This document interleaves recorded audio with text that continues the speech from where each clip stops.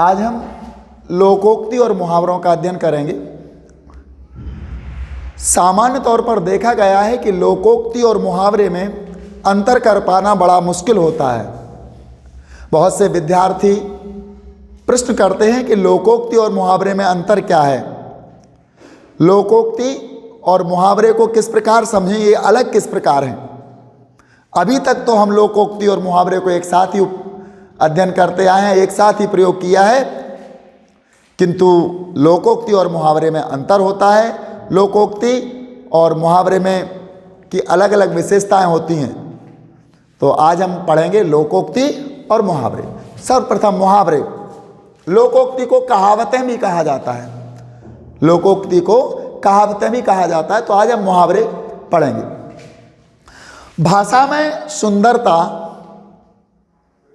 विलक्षणता और प्रभाव उत्पन्न करने के लिए हम इन दोनों का ही प्रयोग करते हैं, जिससे भाषा में चमत्कार उत्पन्न हो जाए।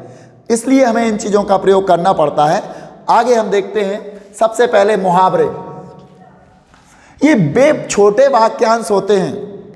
मुहावरा अपने आप में पूर्ण वाक्य नहीं है, ये क्या है, वाक्यांश है, जिनके प्रयोग से भाषा में सौंदर्य, प्रभाव, चमत्कार और विलक्षणता आती है।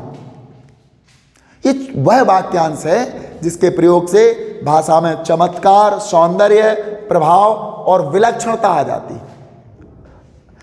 मुहावरा वाक्यांश होता है, इसका स्वतंत्र प्रयोग ना होकर वाक्य के बीच में प्रयोग होता है। कभी भी मुहावरे का स्वतंत्र प्रयोग नहीं होता है, इसका प्रयोग वाक्य के बीच में होता है।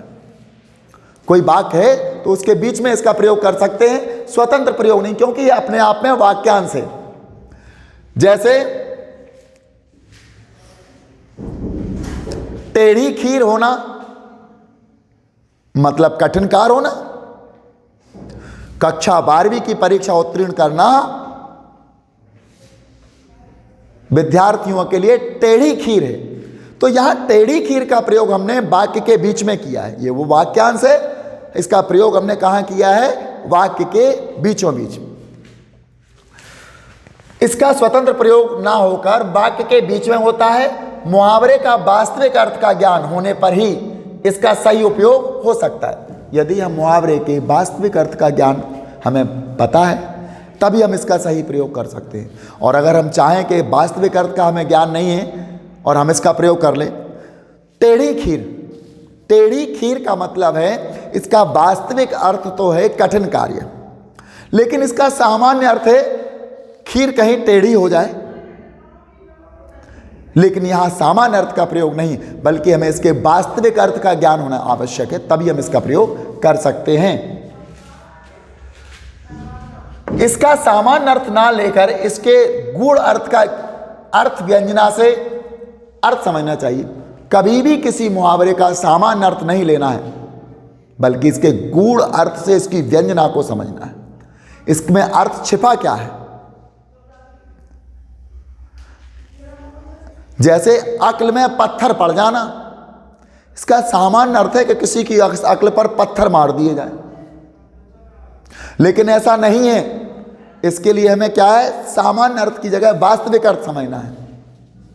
मतलब अक्ल का भटक जाना, अक्ल में पत्थर पड़ जाना मतलब हमारी अक्ल भटक गई थी किसी प्रकार से, इसलिए हमने ऐसा काम नहीं किया था।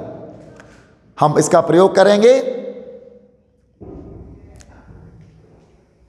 दुकान से कोई वस्तु खरीदते समय मेरी अक्ल में पत्थर पड़ गए थे, इसलिए मैंने उस वस्तु को भली भांति नहीं देखा। तो यहां बीच में प्रयोग हो रहा है, साथ साथ इसका विलक्षण अर्थ देखा जा रहा है। अक्ल में पत्थर पड़ने का मतलब कोई पत्थर से नहीं है, बल्कि हमारी अक्ल भटक गई थी, उस समय भ्रमित हो गई थी। जैसे कान का कच्चा अफवाहों पर विश्वास करना। रामू तो कान का कच्चा है, इसीलिए तो दूसरे की बातों में आ जाता है। सूरज को दीपक दिखाना, ज्ञानी को ज्ञान बताना, अर्थात अरस्तु जैसे दार्शनिक को ज्ञान की बातें बताना या राजनीति के बारे में बताना सूरज को दीपक दिखाने के बराबर है। चूंकि अरस्तु राजनीति के जनक हैं, आप लोग जानते हो, एक दार्शनिक भी रहे हैं, सिकंदर के गुरु भी रहे। अब हम आते हैं यहाँ लोकोक्ति या कहावतों पर। इनको लोकोक्ति भी कहते हैं और कहावतें भी कहते हैं। लोक धन उक्ति बराबर लोकोक्ति, अर्थात लोगों द्वारा कही गई बातें।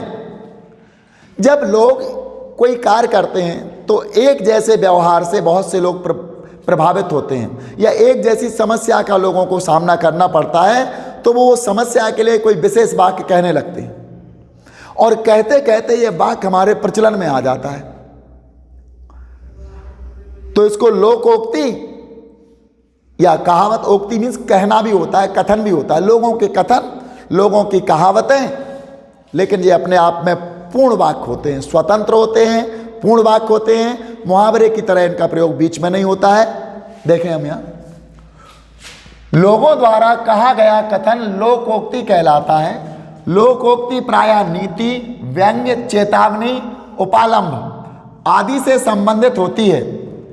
अपनी बात की पुष्टि के लिए लोग लोकोक्ति का सहारा लेते हैं। कोई बात को पुष्ट करना है, उसको ताकत से रखना है, तो लोकोक्ति का सहारा लेते हैं। ये मुहावरों की तरह बदलती नहीं है। जैसे मुहावरे बदल जाते हैं, ये नहीं बदलती। ये अविकारी होती है, इसमें कोई विकार उत्पन्न नहीं होता है। जैसी है वैसी फ्रीज हो जाती है, एक तरह से ये विकार उत्पन्न नहीं होता है। इन्हें लिंग व वचन के अनुसार बदलते नहीं हैं। इन्हें वाक्यों में प्रयुक्त नहीं किया जाता, यानी वाक्य के बीच में नहीं होगी, ये स्वतंत्र प्रयोग होती है। यह एक स्वतंत्र वाक्य होती है। जैसे अपनी करनी पार उतरनी, अपनी करनी पार उतरनी, अपने ही परिश्रम से सफलता मिलती है। अब इसका वाक्य में प्रयोग नहीं होगा। मुहावरे का वाक्य में प्रयोग होता है, लोकोक्ति का वाक्य में प्रयोग नहीं होता है। ये स्वतंत्र वाक्य है, अपने आप में अर्थ बताना पड़ता है बस केवल इसका। अपनी करनी पार उतरनी, अर्थात अपने परिश्रम से ही सफलता मिलती है। इसी प्रकार एक हाथ से ताली नहीं बजती। किसी से शत्रुता यानी लड़ाई या मित्रता एक तरफ से नहीं होती, बल्कि थोड़ा थोड़ा योगदान दोनों का होता है, तब जाकर के या तो लड़ाई होगी या मित्रता होगी। इसलिए कहा गया कि एक हाथ से ताली नहीं बजती, ये दोनों हाथों से बजती है। इसी प्रकार हमको मुहावरों और लोकोक्तियों का अभ्यास करना है। बहुत सारे मुहावरे आप इधर छांट कर लिख सकते हैं। मुहावरे जिसका प्रयोग बीच वाक्य में होता है उसको मुहावरा, और जिसका प्रयोग स्वतंत्र होता है वो वाक्यांश नहीं है, वो लोकोक्ति कहलाती है। तो आप इसको भली भांति समझ लेना, इसके अंतर को। यही अंतर है, इसकी यही विशेषताएं हैं। इस प्रकार से आप लोग और उदाहरण लोकोक्ति के और मुहावरे के अभ्यास करके इस प्रश्न को हल कर सकते हो।